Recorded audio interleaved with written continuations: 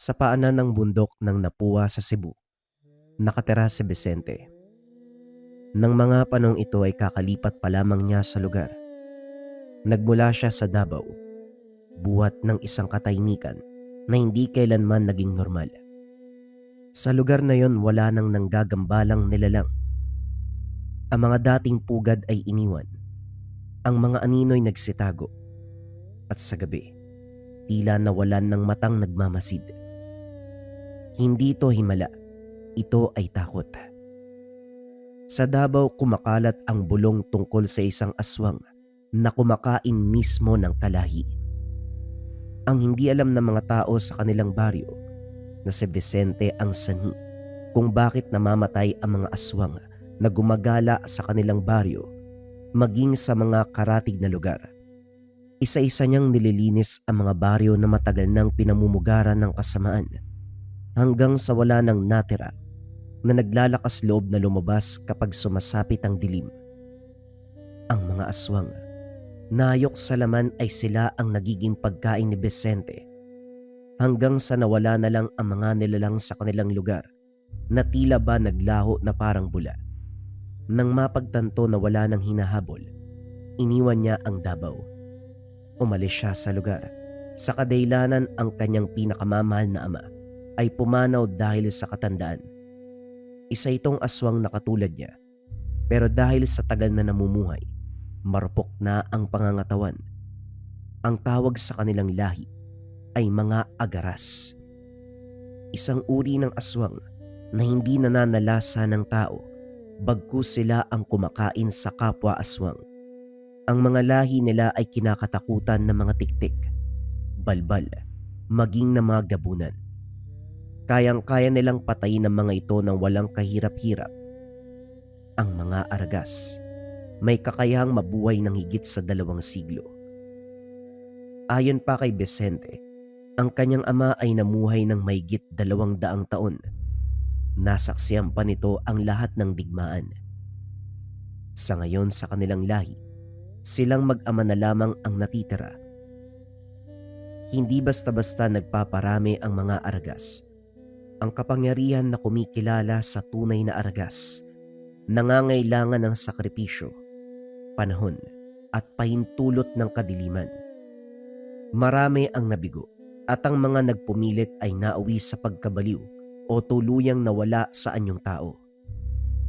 Upang umiwas sa pansin at sa gutom na patuloy na tumatawag sa gabi, nagtungo si Vicente sa Cebu upang mamuhay ng payapa. Doon siya namuhay bilang isang karaniwang tao, nakisalamuha sa mga mangingisda at mga magsasaka. Pilit kinalimutan ang dugo ng sariling lahi na minsang kumapit sa kanyang mga kamay. Ngunit sa hindi inaasahang pagkakataon, doon niya nasilayan ang muling pag-usbong ng kasamaan. Isa-isang nawawala ang mga bata sa isang liblib na barangay malapit sa baybayin. Ang mga matatanda, bumubulong ng pangalan ni Aling Isabela, isang kilalang albularyo na hindi umano matagal nang patay, ngunit muling nagpapakita tuwing gabi. Kasama niya ang isang balbal na nagngangalang Tomas na ginagamit ang mga nawawalang kaluluwa bilang handog sa mga matandang nilalang na nakatira sa ilalim ng dagat. Isang gabunan na tinatawag nilang Lakang Itim. Naramdaman ni Vicente ang pamilyar na pintig sa kanyang dibdib. Hindi siya nagpunta sa Cebu upang manghuli. Ngunit alam niya, ang mga aragas ay pinipili kung kailan tatawag ang tungkulin. Muling gumalaw ang anino ni Vicente. Sa gabing umalon ang dagat nang walang hangin, muling gumalaw ang anino ni Vicente. Hindi siya nagmamadali. Hinayaan niyang ang dilim ang unang kumilos. Mula sa lilim ng mga niyogan, nasaksiyan niya kung paanong nagbago ang galaw ng mga tao sa baryo. Ang mga ilaw, isa-isang namamatay. Ang mga pintuan ay sinasara kahit wala pang hating gabi. Sa may pangpang, may isang pigurang lumuhod sa buhangin. Si Tomas. Mula sa likod ng mga bato, nakita ni Vicente ang pag-angat ng likod nito. ang unti-unting paglitaw ng balahibo sa kanyang mga bisig at ang pagbaluktot ng mga buto na tila pilit tumatakas sa balat. Ngunit bago pa tuluyang magbago ang anyo ni Tomas, huminto ito. Parang may naaamoy, isang presensyang mas matanda, mas mabigat.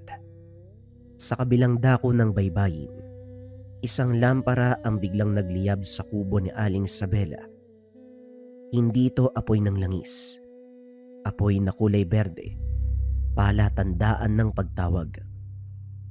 Ang hangin ay nanlamig at ang dagat ay muling umalon. Ngayon ay mas mabagal, mas malalim.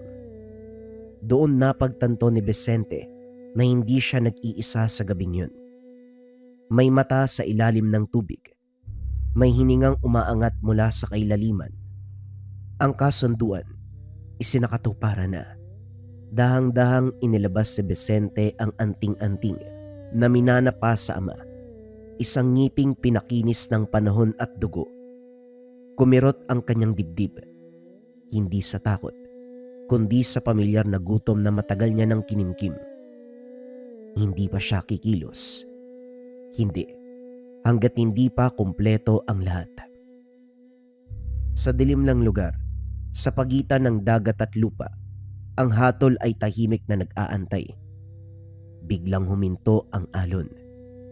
Sa gitna ng ritual, ang dagat ay tila hinihigop paloob. Parang may hininga sa kailaliman. Umangat ang tubig sa anyong paikot. At mula sa pusod ng dilim, unti-unting lumitaw ang isang anino, mas malaki kaysa sa bangka ng mangingisda. Ang ibabaw ng dagat ay nabiyak.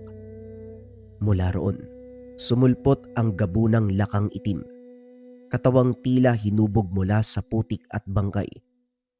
Ang mga mata, sa magkabilang gilid ng ulo, at bunganga na puno ng ngipin, na parang sapating ngunit mas matatalim. Umalingaw-ngaw ang boses nito, mabigat at basa, na tila galing sa ilalim ng puno. Ang handog. Napalunok si Tomas habang nanginginig ang kanyang katawan. Si Aling Isabela ay lumuhod. Itinaas ang anting-anting na yari sa buto. Sinimulang bigkasin ang huling bahagi ng ritual. Nang sandaling yun, bumagsak ang dilim. Isang iglap. Ang apoy sa paligid ay namatay. Ang mga simbolo sa buhangin nadurog. Parang winasak ng hindi nakikitang kamay. Isang malalim na ungol ang pumunit sa katahimikan. Hindi mula sa dagat, kundi mula sa lupa. Mula sa mga anino ng nyogan, lumitaw si Vicente. Hindi na siya anyong tao. Ang kanyang katawan ay lumaki at tumigas. Ang mga kalamnan, umumbok na parang hinubog ng bato. Ang kanyang mga ngipin, humaba at kumislap sa liwanag ng buwan. Matutulis sa parang punyal. Ang kanyang mga kamay ay naging mga kuko at mahaba, matatalas at tandang pumatay. Mula sa kanyang likuran, humampas ang isang buntot, makapal at baluktot. Parang isang demonyong isinilang sa pagitan ng lupa at impyerno. Tahimik ang kanyang mga mata, walang galit at walang awa. Hindi dito. Hindi sa lupa ng mga tao. Wika ni Vicente at napatras si Tomas. Napahiyaw sa takot. Si Aling Isabela ay napaurong. Ramdam ang bigat ng presensya ng isang aragas. Ang nilalang na kinakatakutan kahit ng mga aswang. Umungol sila kang itim. Ang tubig sa paligid ay nag-alon sa galit. Ngunit sa unang pagkakataon, nag-alinlangan ang gabunan. Naamoy nito ang dugo. Dugong hindi para sa handog, kundi para sa hatol. Isang akbang lang ang ginawa ni Vicente pasulong. At sa gabing yun, sa pagitan ng dagat at lupa, nalaman ng dilim na hindi lahat ng halimaw ay naglilingkod sa kasamaan. Ang ilan, isinilang upang wasakin ito. Umugong ang dagat ng tuluyan ng magalit sila kang itim. Mula sa katawan nito na binabalutan ng putik at damong dagat, humampas ang isang galamay na kasing laki ng punong nyog. Ngunit bago pa man tumama, isang iglap na wala si Vicente sa kinakatayuan. Isang malakas sa pagsabog ng buhangin ang sumabog sa likuran ng gabunan. Bumagsak ang kanyang mga kuko sa likuran nito. Sumirit ang maitim na dugo nilakang itim sa hangin. Kumulo ito sa pagdampi sa lupa. Umungol ang aswang.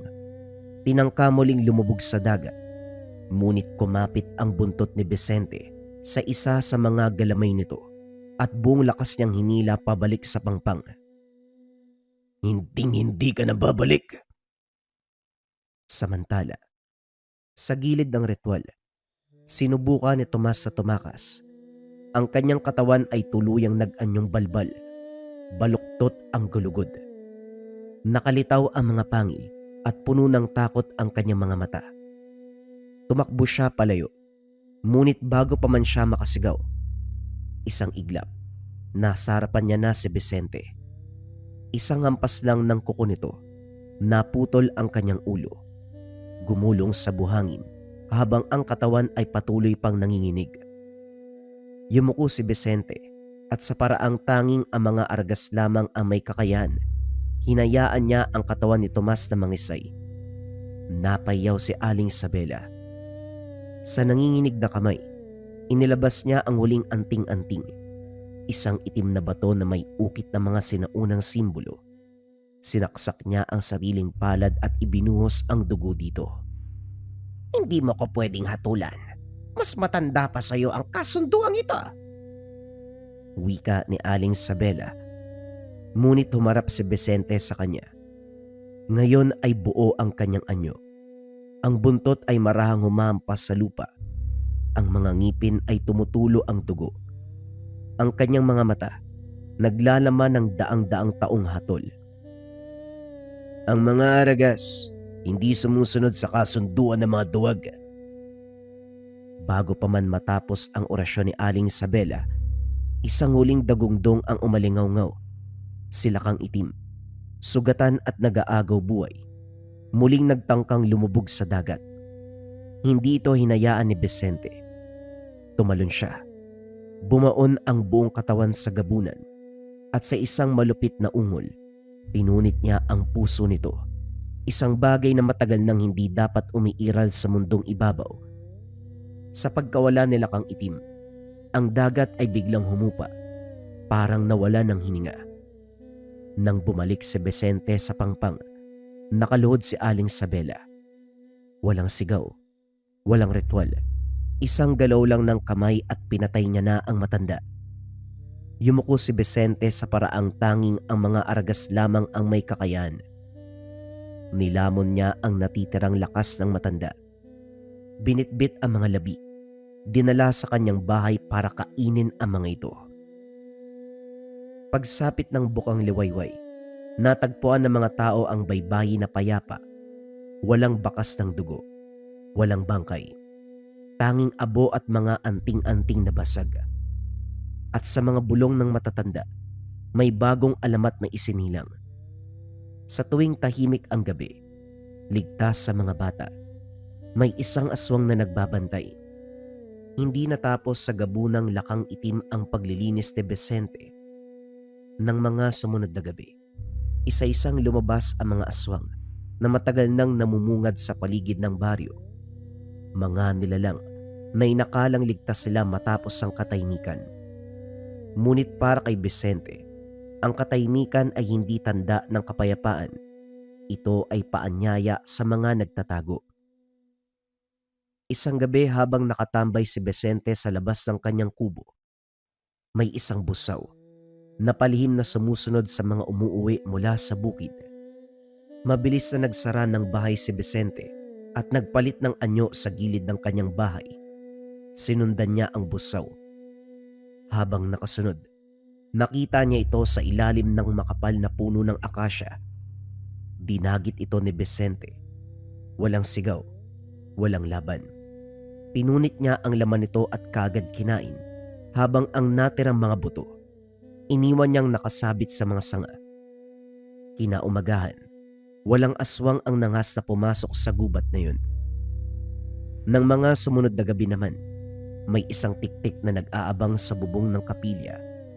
Sa gitna ng gabi, naririnig ng mga tao ang kalabog ng pakpak.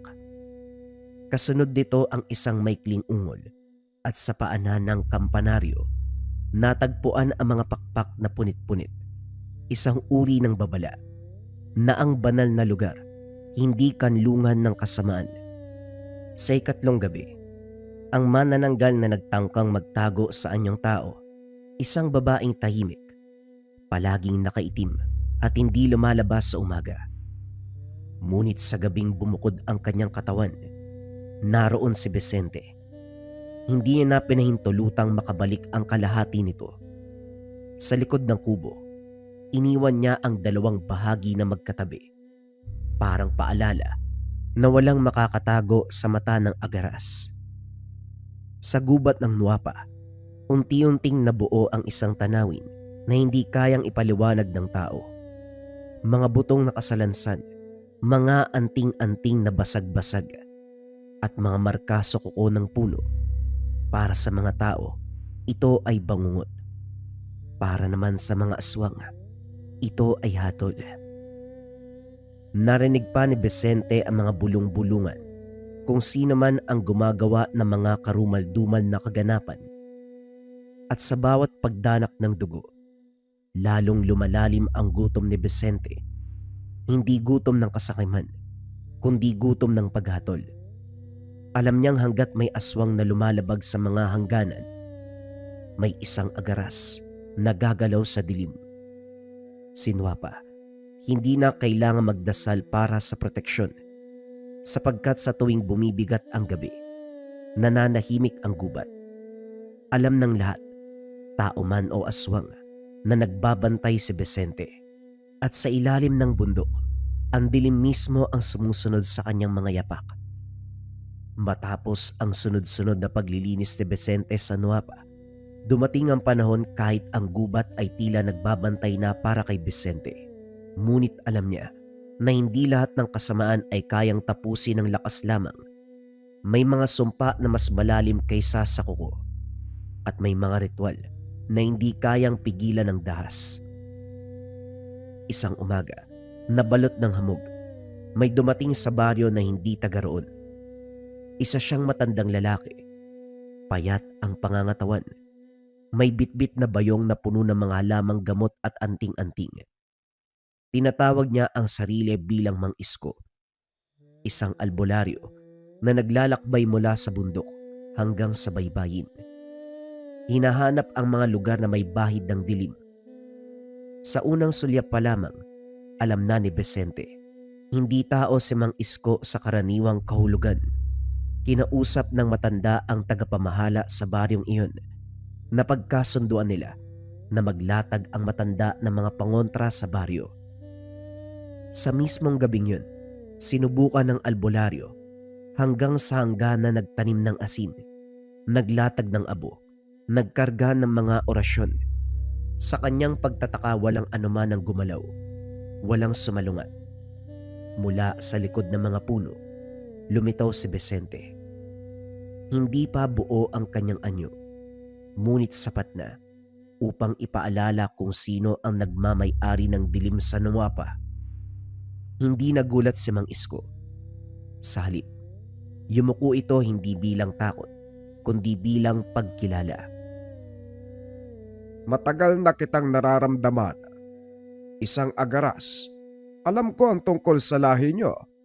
Tahimik lamang si Vicente. Kailangan mo ng mata at kailangan mo rin ng pangil. Pinatayo ni Vicente ang matanda. Tinitigan niya sa mata. Nang mapagtanto na meron itong determinasyon at pagnanais na makamit, tumango ito. Bumalik sa pagiging tao. Doon na nagsimula ang kanilang kasunduan. Si Mang Isko ang nagsilbing tagapayo. Siya ang nakakaramdam ng paparating na sumpa, ng mga ritual na isinasagawa sa malayong lugar, at ng mga nilalang na marunong magtago sa anino ng tao. Si Vicente naman ang hatol. ang wakas ng mga aswang na hindi na kayang iligtas. Nang mga sumunod na araw, sabay silang naglakad sa gubat ng Nuapa habang naglalatag si Mang Isko ng mga simbolo at proteksyon. Sinusundan sila ng katahimikan.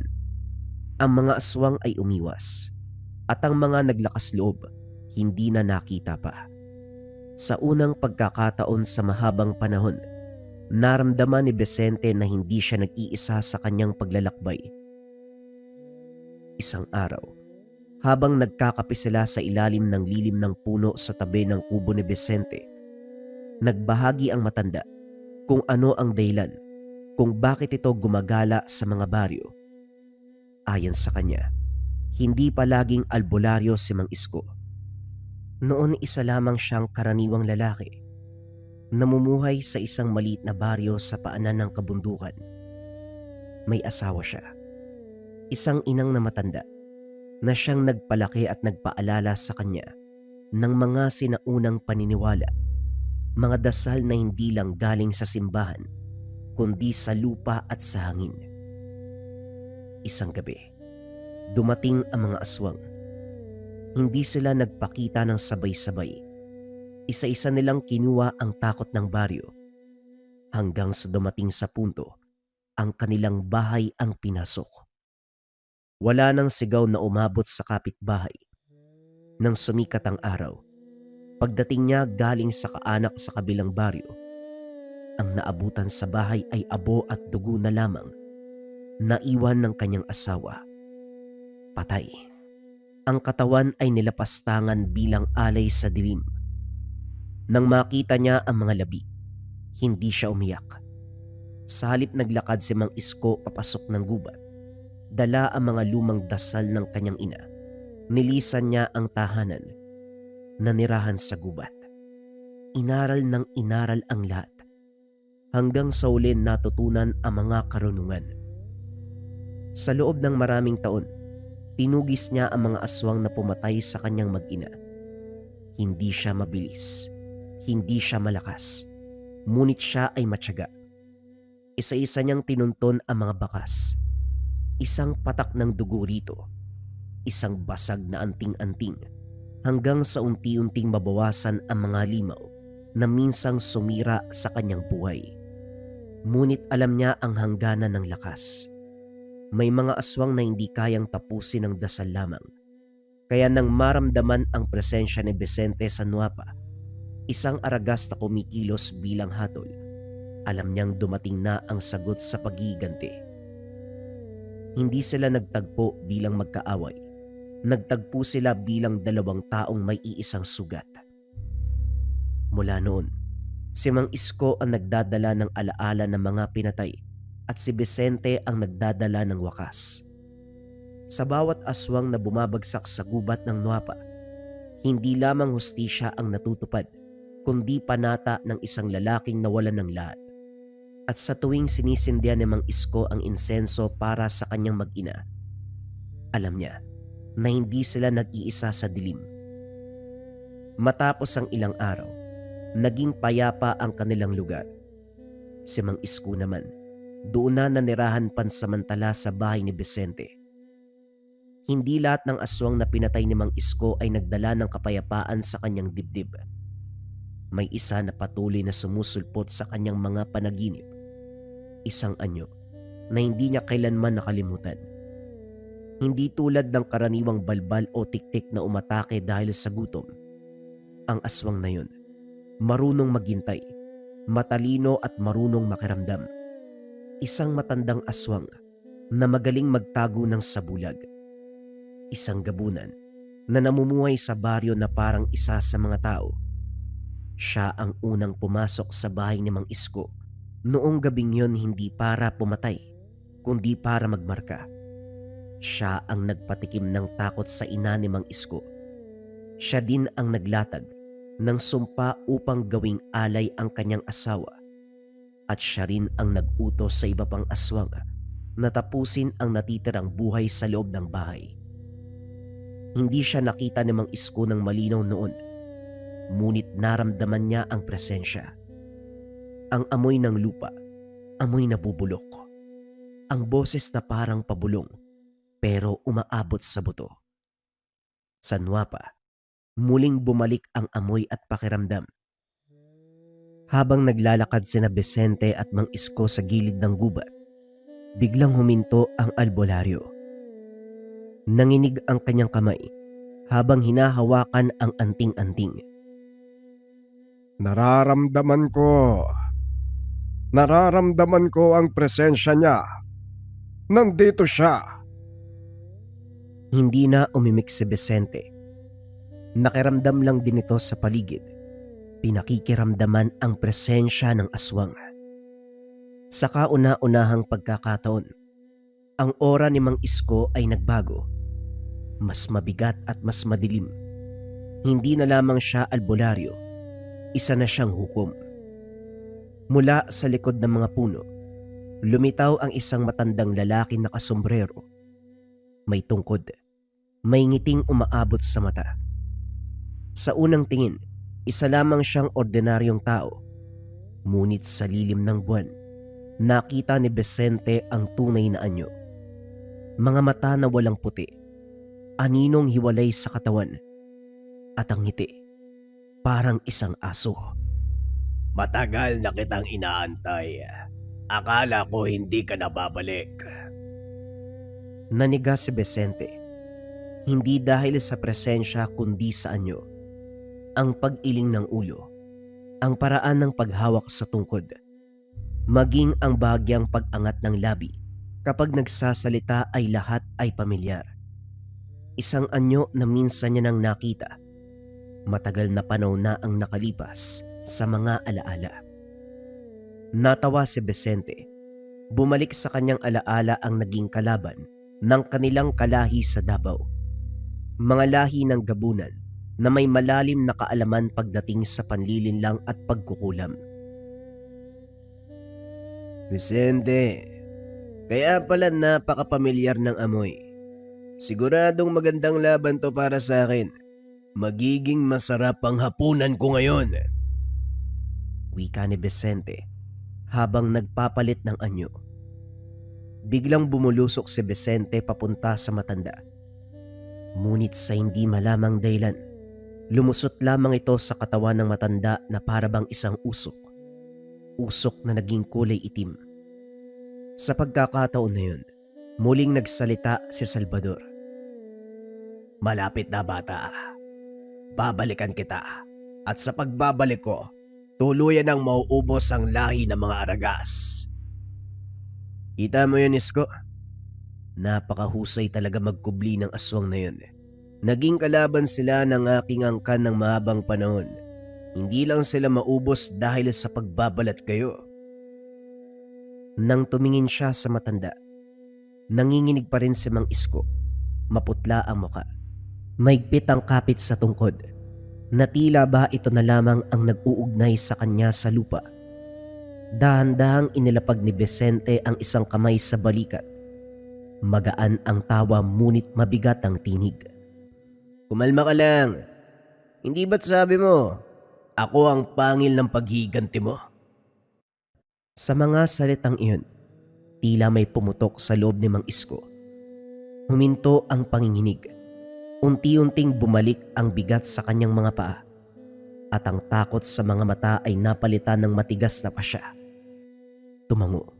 Maigpit ang hawak sa tungkod. Nararamdaman ko pa rin ang anino niya. Panandali ang umatras pero hindi tumakas. Nagpatuloy sila sa paglalakad. Tinatahak ang daan na halos hindi na dinaraanan ng liwanag. Sa bawat hakbang, may iniwang marka si Mang Isko. Mga bulong na dasal sa lupa.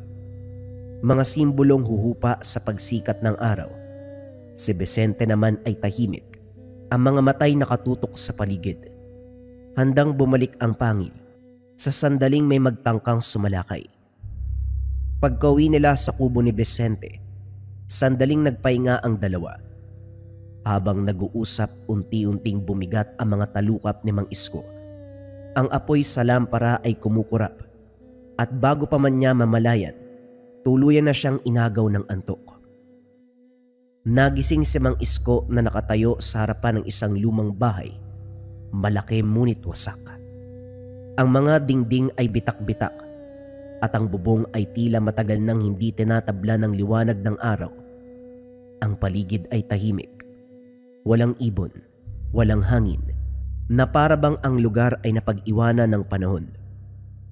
Sa gitna ng bakuran, may ginuwit na malaking bilog sa lupa na gawa sa abo, dugo, at mga simbolo na kailanman ay hindi tinuro sa kanya.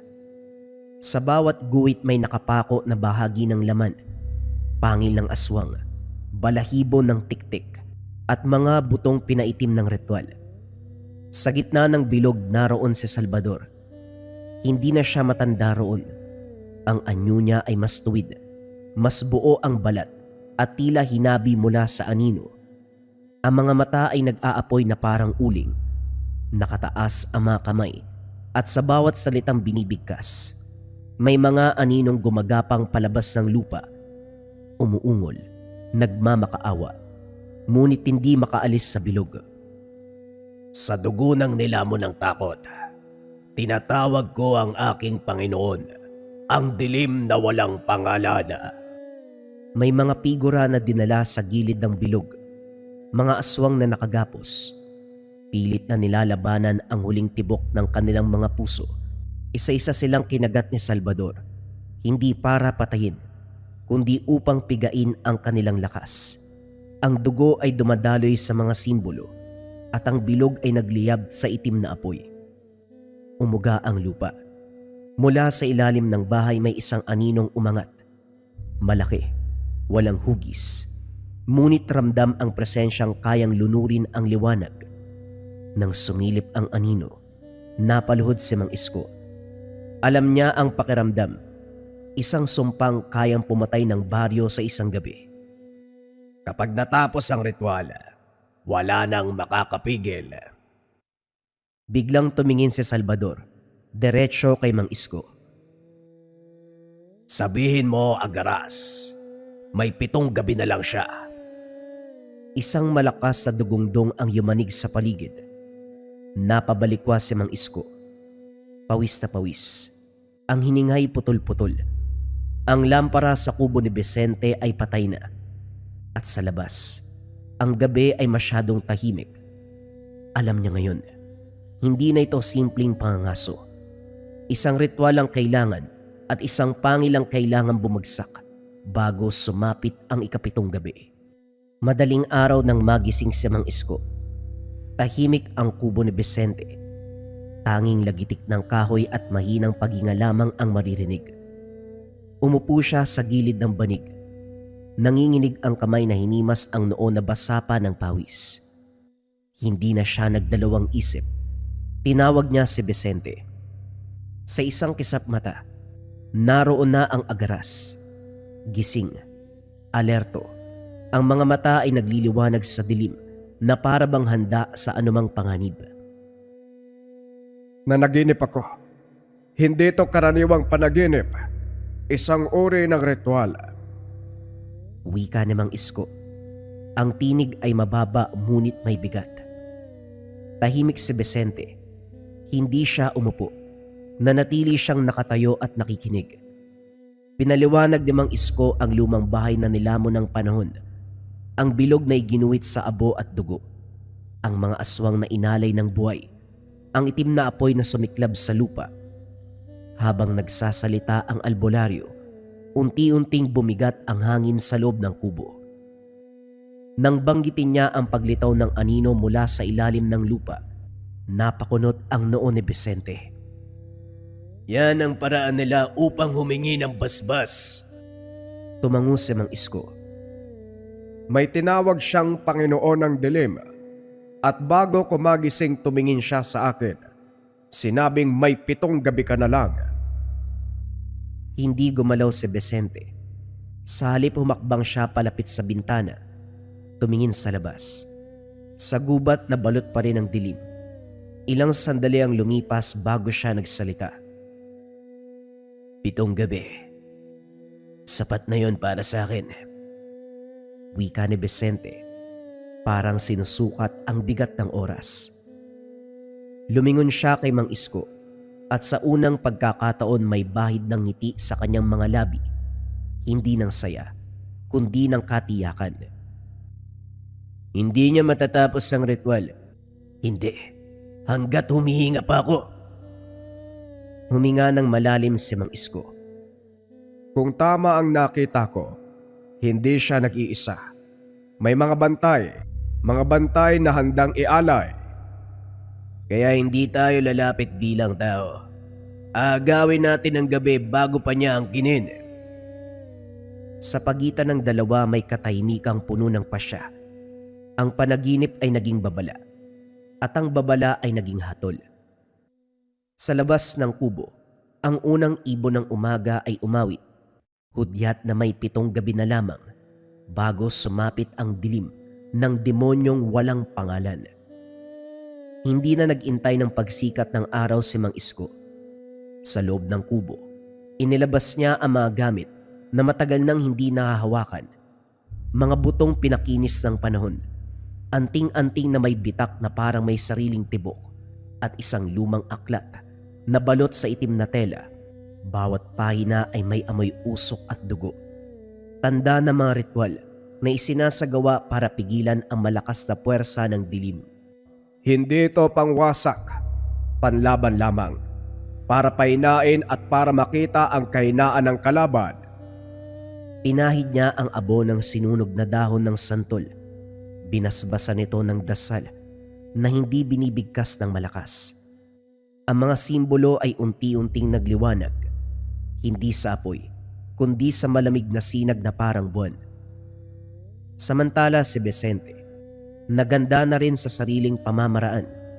Nag-usap silang dalawa kung saan napagkasunduan nila na magmamasid si Vicente sa lugar at si Mang Isko naman ay gagawa ng ritual upang pigilan ang binabalak ni Salvador. Binagtas ni Vicente ang daan, mag-isang nagtungo sa lumang bahay na nakita sa panaginip ni Mang Isko. Hindi niya itinago ang presensya, hinayaan niyang maramdaman siya ng dilim.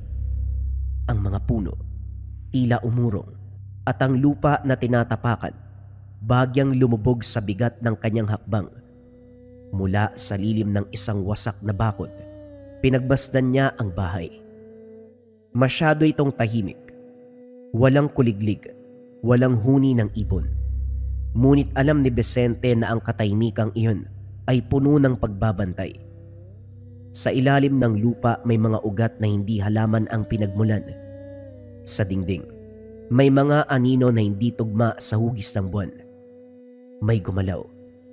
Isang figura ang lumitaw sa bintana.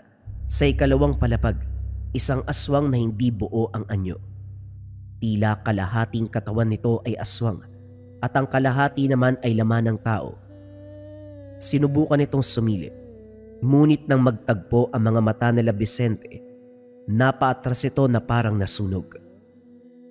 Hindi pa ngayon, pero pinapangako ko, uubusin ko kayong lahat. Sa kubo, biglang napahinto si Mang Isko. Ang apoy ng lampara ay patay sindi at ang simbolo sa lupa ay kumislap ng sabay-sabay. Nakita ka na niya, Vicente, pero hindi ka kayang salubungin. Sinundan pala siya ng matanda na tila ba nangungusap ito kay Vicente kahit nasa malayo. Bumalik ang katahimikan. Kumabig si Vicente sa gilid ng kahoy at patuloy na nagmasid. Bumalik ang katahimikan. Kumabig si Vicente sa gilid ng kahoy, patuloy na nagmamasid. Hindi siya gumalaw.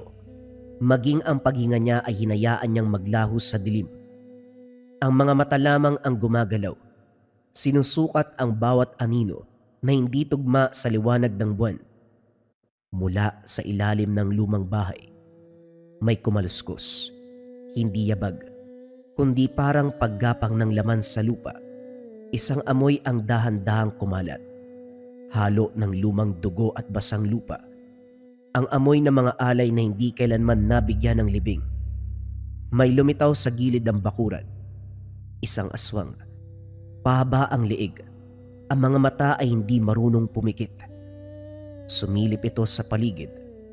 Umaamoy at naghahanap. Hindi nagmadali si Vicente.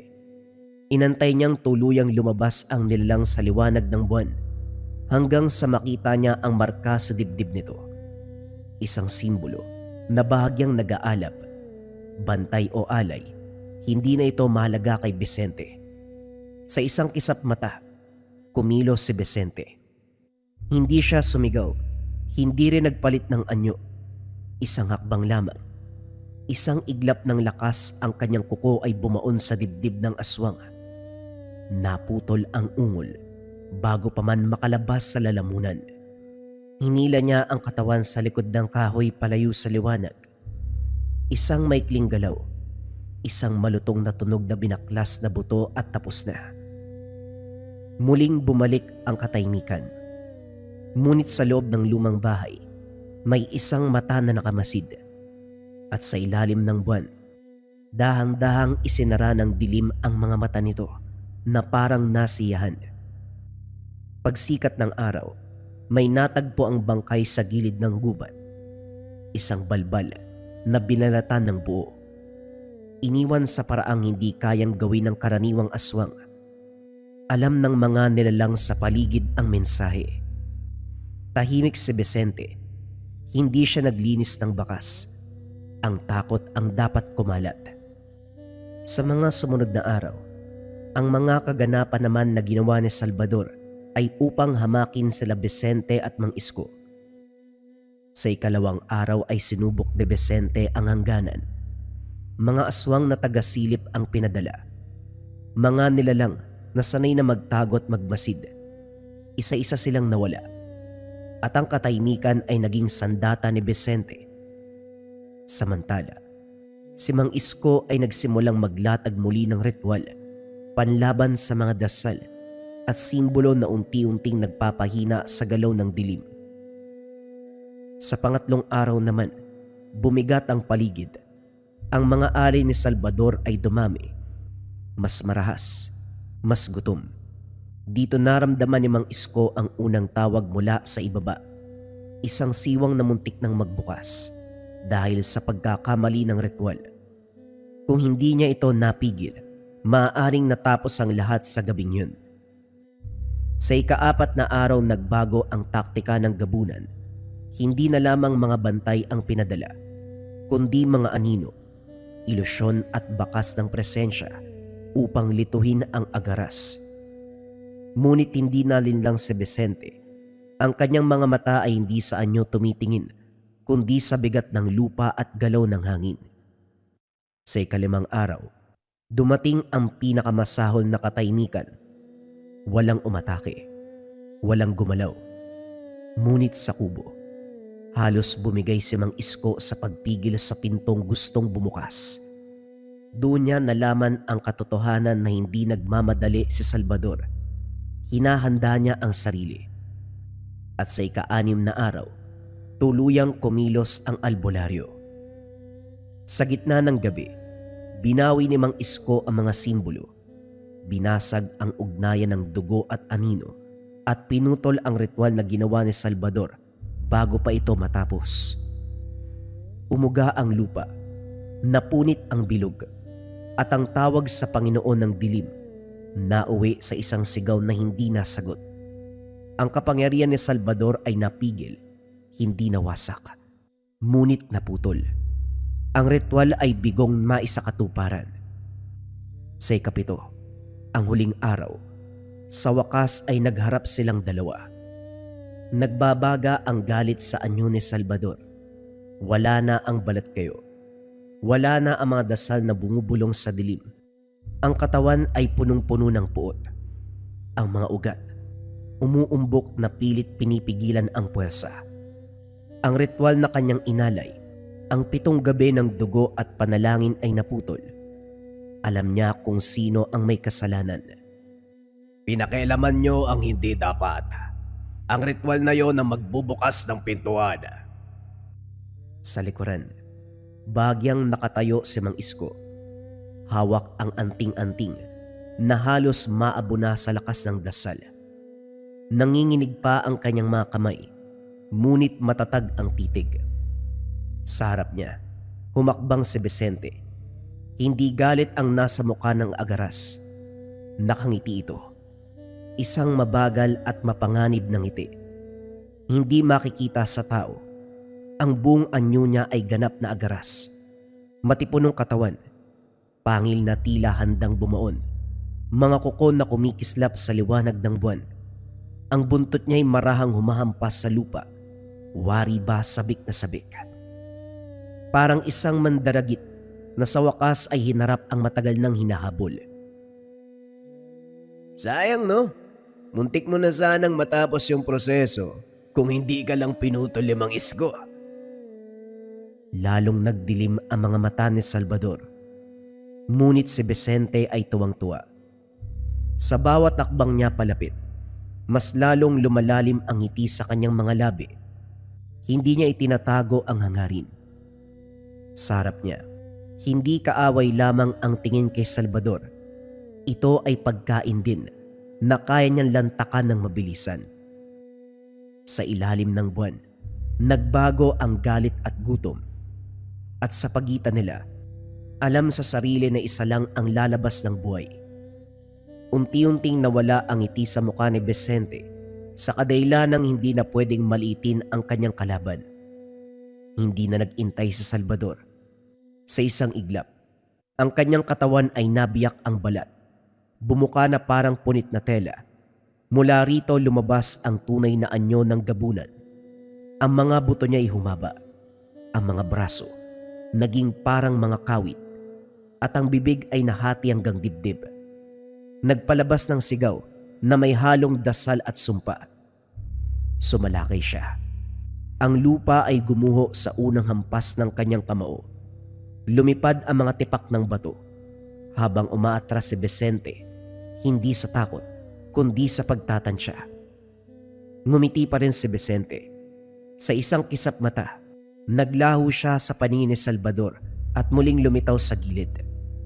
Isang malutong na hiwa ang gumuhit sa likod ng gabunan. Bumuka ang laman. Umagos ang itim na dugo. Umungol si Salvador. Pinaikot ang katawan. Hinampas si Vicente ng mga kamay nito. Tumama ito sa dibdib ng agaras na nagpalipad sa kanya patungo sa mga puno. Nabali ang isang puno sa lakas ng salpok. Tumayo si Vicente, duguan at tumawa. Ganyan ba talaga kalakas ang alay ng Panginoon mo? Sumugod si Vicente at hindi na nagkubli. Buong lakas niyang sinunggaban ang isang braso ng gabunan at kinagat. Lumagutok ang buto.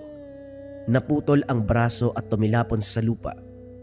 Ngunit sa halip na umatras, natuwa si Salvador. Mula sa naputol na sugat, gumapang ang anino. Bumuo ng bagong braso, mas mahaba at mas matulis. Hindi mo ko mauubos! Sinaksak niya si Vicente sa tagiliran. Bumaon ang kuko hanggang laman. Dumugo ang agaras. Tunay na dugo, mainit at mabigat. Huminto ang ngiti ni Vicente pero hindi siya bumitaw. Sa halip hinigpitan niya ang kapit at hinampas ang ulo ni Salvador sa lupa hanggang sa mabiyak ang lupa sa ilalim nila. Muling tumingin si Salvador, duguan at humihingal. Sa pagkakataong iyon nagbanggaan ang titig nila. Hindi ito laban ng lakas lamang, ito ay laban ng lahi. Sumigaw si Salvador at binigkas ang isang lumang sumpa. Umikot ang hangin, nagdilim ang langit at ang lupa ay nagsimulang bumaon. Mula sa paligid, sumulpot ang mga anino na parang kamay, humawak sa mga paa ni Vicente. Ngumiti si Vicente. Isang malalim na ungol ang lumabas sa kanyang dibdib. Ang ungol ng agaras. Isang malakas na hampas ng buntot. Naputol ang mga anino. Tumalon siya. Umikot sa ere. Direktang lumusob sa dibdib ni Salvador. Hindi siya kumagat. Sinunggaban niya ang puso. Isang sigaw ang umalingaw-ngaw. Sigaw ng galit, ng pagkabigo, na inakalang katapusan na ng kapangyarihan. Habang hawak ang pumipintig na puso, Lumapit si Vicente sa mukha ni Salvador. Ngayon uubusin kita. Hanggang sa makontento ako. Isang malakas na piga. Tumigil ang pintig. Bumagsak si Salvador sa lupa. Ang katawan ay unti-unting nawala ng lakas. Ilang segundo ang lumipas na walan ito ng buhay. Matapos noon ay nilantakan ito ni Vicente sa harap mismo ng matanda. Muntik pa itong maduwal. Naging tahimik ang gubat matapos ng kaganapan. Unti-unting bumalik sa anyong tao si Vicente. Duguan, sugatan, ngunit nakatayo. Sa hindi kalayuan napalod si Mang Isko. Nangingilid ang luha. Sa ilalim ng buwan natapos ang kanilang laban. Sa dilim muling natutunan ng mga aswang ang takot dahil may nilalang na kumakain ng sarili niyang kalahi. Sanwa pa kahit sa makabagong panahon. Tahimik ang gabi at ang takot sa mga aswang ay nanatili. Ngunit hindi dahil sa galit, kundi dahil sa hatol ng isang nilalang na mas malakas kumpara sa dilim. At sa bawat henerasyon, ang kwento ng Agaras ay pinapasa, hindi bilang kwento ng takot lamang, kundi bilang matinding paalala na maging ang mga aswang na kinakatakutan ng mga tao, sila ay meron ding kinakatakutan. Parehong lahi ng aswang na kung tawagin ay Agaras. Naospital yung mangkukulam matapos magsuot ng kabayan natin ng marahuyo bracelet. Sobrang bilis ng epekto ng marahuyo sa kabayan natin kasi matagal na daw silang ginagambala ng mangkukulam na yun. Sa mga pagsuot, nagrebuelta kaagad yung gamit. Naospital yung mangkukulam. Isa yan sa pinaka-trending na patotoo ng marahuyo bracelets natin, kabayan. Marami pa yan. Marami tayong kabayan na natulungan. Payapa na yung pagtulog nila sa gabi. Madalas kasi doon sila ginagambala. Nagigising ng alanganing oras, may mga nakikitang shadows, anino. Yung iba meron pang pangangati. Matapos masuot yung marahuyo, nawala lahat yon, kabayan. Kasi ang marahuyo natin depende sa espiritual. Kontrakulam, barang, tigalpo, palipadangin, usog, o kahit anong masamang uri ng sumpa. Lagi nyo rin tatandaan, mga kabayan, ang nagpatrend sa marahuyo, rebuelta or sumbalik. Kung naman yung sumpa na ibinigay sa inyo, ibabalik doon sa taong nagbigay. Kung interesado ka sa marahuyo, kabayan, check mo yung yellow basket sa baba or visit mo lang yung shop ng Lika Merchandise. Mag-ingat sa mga scammers.